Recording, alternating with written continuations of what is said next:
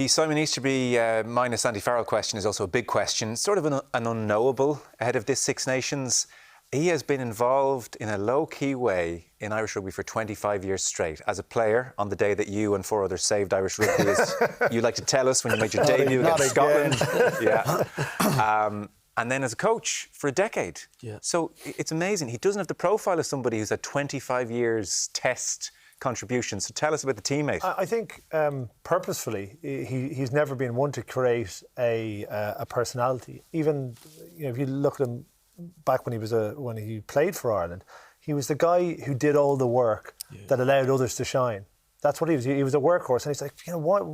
Simon Easterby's getting picked. He's getting picked because Ireland are playing well, and Ireland are playing well because he's getting picked, and that was very much the case. So he's the guy behind the scenes. He's never been in front of the camera. Very diligent worker, smart guy, like an honest, kind of a guy of stature, a guy that you'd stand behind, and that's why he's survived the test of time. I actually think it's a very difficult role he's coming into right now. I think at any other time, apart from maybe the first 12 months of Andy Farrell's reign, this is the most difficult. There's probably more selection decisions than we've seen in a long time. Some of them were made and some of them were forced.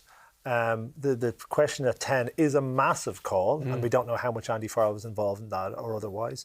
And there's been other fairly close calls that have gone the way of maybe the status quo or the person in with the jersey. But there's a lot hanging on this game for him, and it's difficult to get if he doesn't get off to a good start. Tell us about the coach, Rob. Yeah, very similar. A lot of work behind the scenes. Really diligent, softly spoken guy, but very well respected by everybody. First came into the national setup as line-out coach, and then moved to defence. So he's got a real good understanding and feel of the game. But I do agree. If there was one point in time that he was to take over from Andy, this would be the time that you'd be least excited about it, just off the back of the last year and. Performance probably trending downwards as opposed to upwards. And it's always sort of difficult to turn that around at a bit of an inflection point. And, when we look at this team, there's a number of factors that aren't going as well as they should be. So there's a considerable amount of work to do to get them back to that level that we've expected of them.